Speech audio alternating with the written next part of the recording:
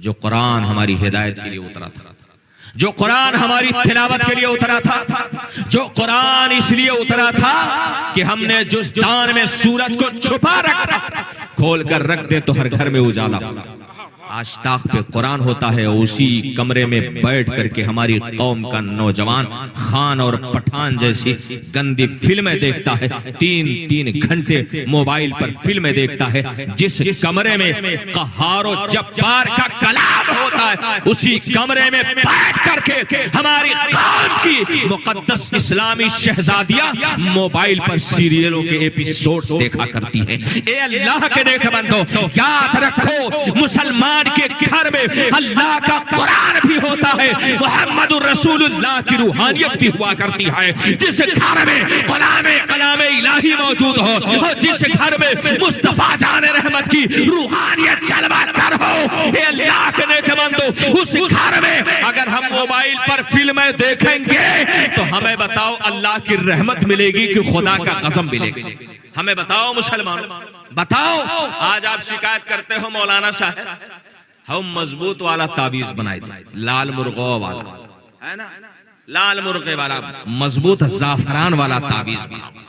اے اللہ کے نیک بندو، میں آپ کو نادان تو نہیں کہہ سکتا، آپ شہر کے پڑھے لکھے انسان ہو، میں آپ کو بے شعور نہیں کہہ سکتا اس لیے کہ آپ دکانداری کرتے ہو، تجارت کرتے ہو۔ اے اللہ کے نیک بندو، آپ پڑھے لکھے ہوشیار لوگ ہو، بتاؤ مجھے ایک سوال کا جواب دو، جس گھر میں اللہ کا مقدس کلام موجود ہو، اس گھر میں کسی تعویذ کی ضرورت رہ جاتی ہے؟ آپ بتاؤ، ذرا بتاؤ ہمیں، جس گھر میں اللہ کا کلام ہو اس گھر میں کسی تعویذ کی ضرورت ہے؟ اے اللہ کے نیک بندو، قرآن فرماتا فیہ شفاء للناس، اللہ نے قرآن میں تمہارے لیے شفا رکھی ہے۔ اے اللہ کے نیک بندو، قرآن کھول کر کے پڑھ لو، تمہاری روح کی بیماری بھی دور ہو جائے گی اور تمہارے جسم کی بیماری بھی ختم ہو جائے گی۔ اس لیے کہ حدیث مصطفیٰ کہتی ہے، آقا کا فرمان کہتا ہے، زبان نبوت کہتی ہے، وہ زبان نبوت جس کی عظمت شان کا عالم یہ ہے، وہ زبان جس کو سات کن کی کنجی کہے، اس کی نافذ حکومت پہ لاکھوں سلام، وہ زبان جس کے بارے میں قرآن کہتا ہے وَمَا يَنْطِقُ عَنِ الْهَوَىٰ إِنْ هُوَ إِلَّا وَحْيٌ يُوحَىٰ، ارے زبان میرے مصطفیٰ کی ہوتی ہے، فرمان میرے خدا کا ہوتا ہے، ذات مصطفیٰ کی اور بات میرے خدا کی ہوتی ہے۔ سبحان اللہ، سبحان اللہ، سبحان اللہ۔ میرے آقا فرماتے خیر الدوائی القرآن، دوا تم میڈیکل اسٹور پر تلاشتے ہو، دوا تم سیرم میں تلاشتے ہو، دوا تم کیپسول میں تلاشتے ہو، دوا تم گلوکوز کے باٹلوں میں تلاشتے ہو، دوا تم ٹیبلٹ اور کیپسولوں میں تلاشتے ہو، دوا تم ڈاکٹروں کے ہاں تلاشتے ہو، دوا تم حکیموں کے ہاں تلاشتے ہو، دوا تم طبیبوں کے ہاں تلاشتے ہو۔ میرے آقا کی حدیث کہہ رہی ہے، ایک مسلمان کی دوا اللہ نے اگر کہیں رکھی ہے تو وہ قرآن کے صفحات میں رکھی ہے نا۔ اور آپ کو یقین نہ ہے مسلمان، ہمارا ایمانی کمزور ہے سر، ہمارا ایمان کمزور ہے، باقی مسئلہ کہیں بھی ذرا گڑبڑ نہیں ہوا۔ بات یہ ہے نہ اللہ والوں جیسا ہمارے پاس دل ہے اور نہ اللہ والوں جیسی ہمارے پاس زبان ہے نا۔ ایک بات میں آپ کو سنا تو میں اپنی گفتگو سمیٹ رہا ہوں، آپ پریشان نہ ہوئیے گا، انشاءاللہ حضرت کی تقریر آپ سب کو سن کر کے جائیں۔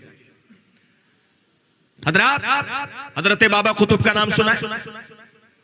غریب نواز کے سب سے پہلے خلیفہ حضرت قطب الدین بختیار کاری۔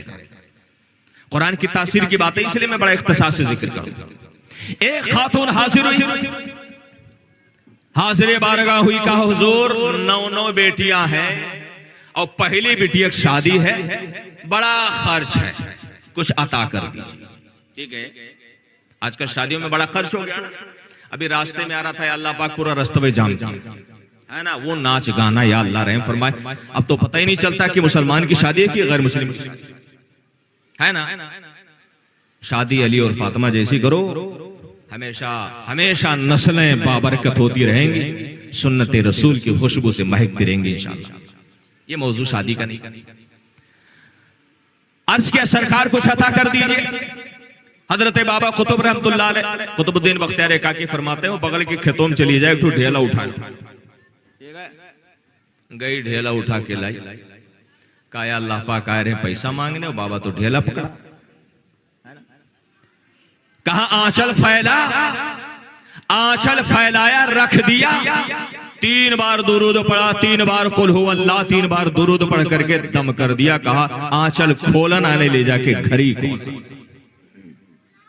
ابھی راستہ پر ہلا رہی، یا اللہ پاک بدلا کہ نہیں بدلا، بدلا کہ نہیں بدلا، ہے نا، چینج ہوا کہ نہیں چینج ہوا، ڈھیلا ہے کہ کچھ اور بن گیا، مگر بابا نے کہا تھا کھولنا نہیں، مگر اس لیے کھولا نہیں۔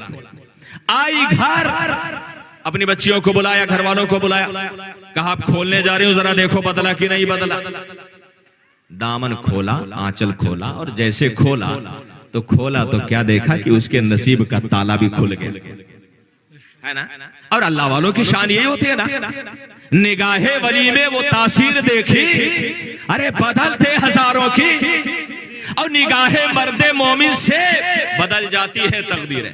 دیکھو کیسے تقدیر بدل رہی ہے، آنچل کھولا جیسے ہی تو کیا دیکھا کہ وہ ڈھیلا نہیں تھا، ایک مرد قلندر کے نگاہ ولایت کی نورانیت کا صدقہ پا کر کے وہ ڈھیلا سونے میں بدل چکا، وہ ڈھیلا سونا بن گیا۔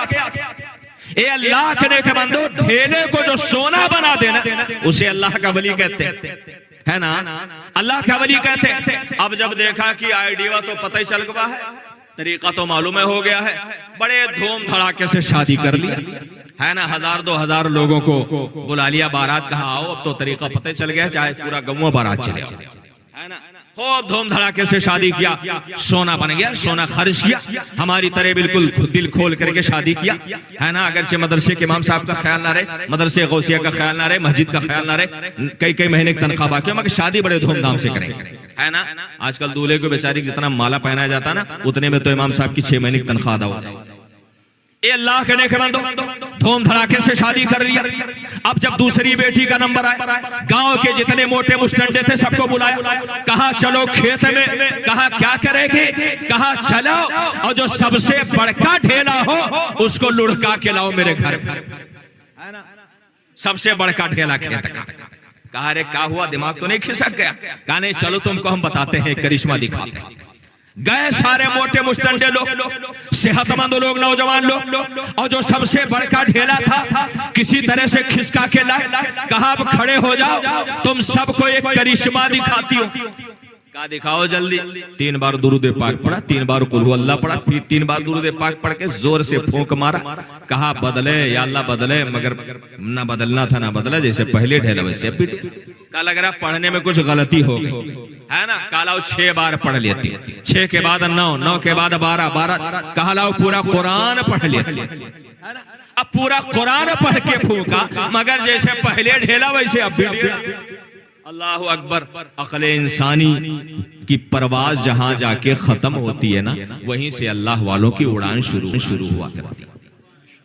انسان جب بھوت پریت سے پریشان ہوتا ہے نا، تب جاتا ہے مخدوم اشرف کی چھوچھوی کے بارگاہ، اور کہوں ملاقات ہو جاتی ہے نا تو بیچارے لال رومال سے چہرہ ڈھک کے کہیں گے مولانا صاحب بتائیو نا، اپنا برادری والے بائیکاٹ کر دیں، ہے نا۔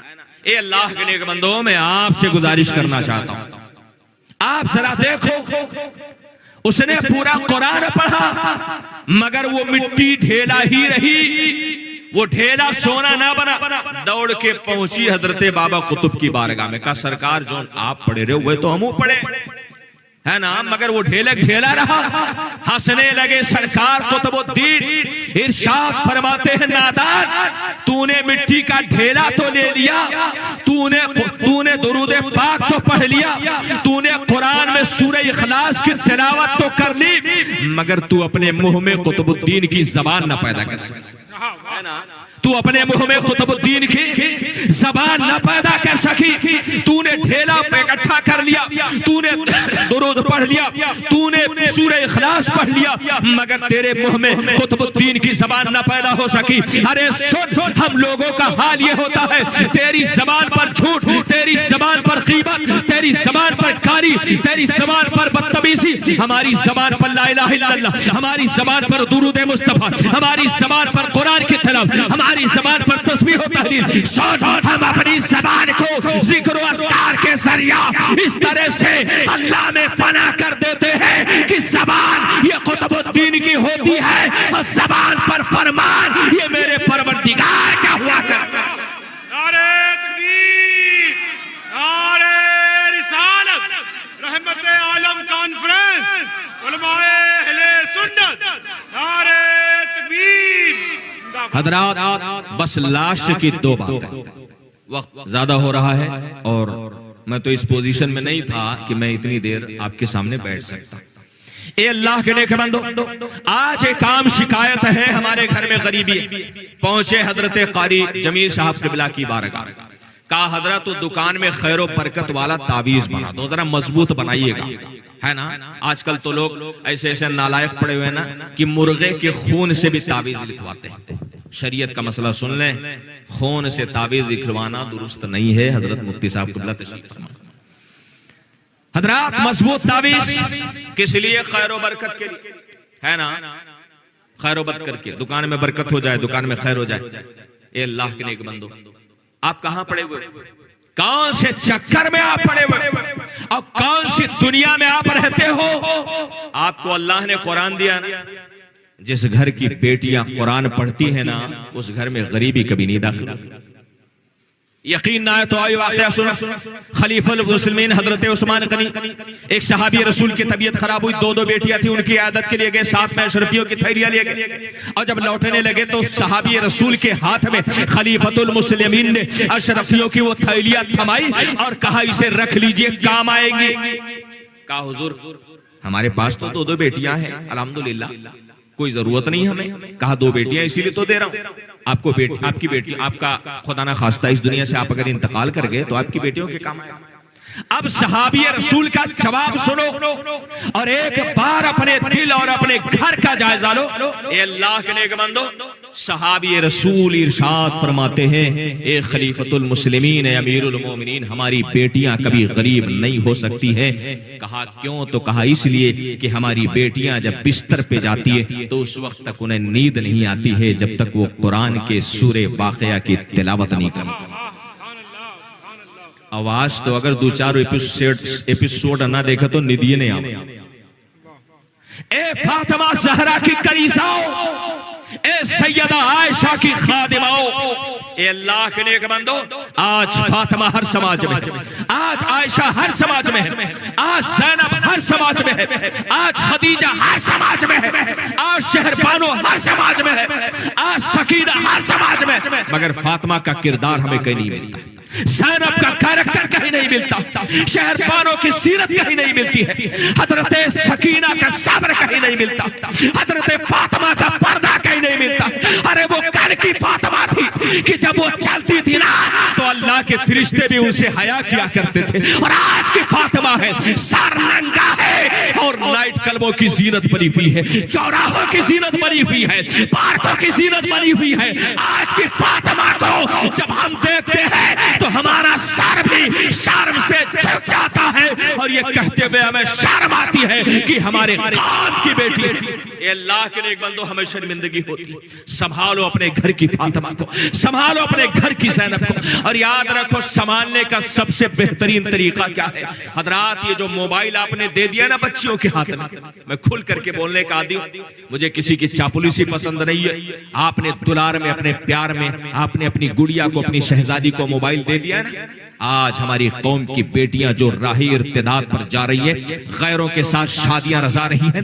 اے اللہ کے نیک بندو، سنبھالو اور سنبھالو اپنی بیٹیوں کو. ہاتھ سے موبائل چھین لو، جس ہاتھ میں تم نے موبائل دیا ہے اسی ہاتھ میں اللہ کا قرآن دے دو. ہمارے قوم کی کوئی فاطمہ نہ مرتد ہو سکتی ہے نہ خیر کے فاندے میں جا سکتی ہے. ہاتھ میں قرآن دے دو، مار کے دو، زبردستی دو.